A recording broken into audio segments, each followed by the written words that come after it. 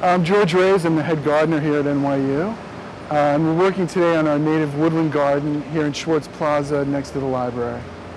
We're using plants that we believe, according to the Mannahatta Project, were here at the time of European settlement.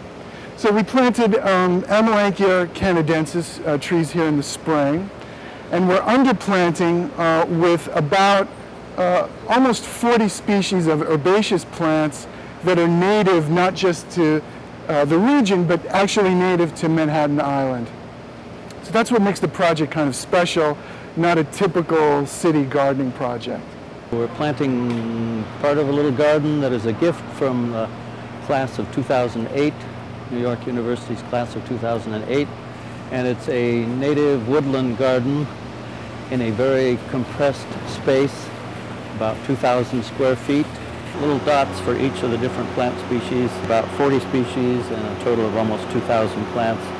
And so we're trying to bring back vegetation that has been sort of squeezed out through development and other sorts of pressures, and expose people on a daily basis to these plants that were here way before we were. We have a lot of ferns, which provide sort of the backbone of the planting, and then lots of flowering species. George has a hay-scented fern. Again, these grow in big drifts in semi-sunny areas in the woods, little openings.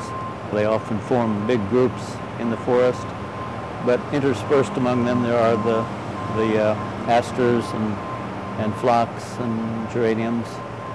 But the ferns, design-wise, are really important here in that they tie things together. A relatively small area, but it is in an area where lots of people will see it. You know, NYU has lots of small green spaces, and we really need to maximize. Our aim is to maximize their use, to kind of make them multitask, since we have so many small green spaces like this one.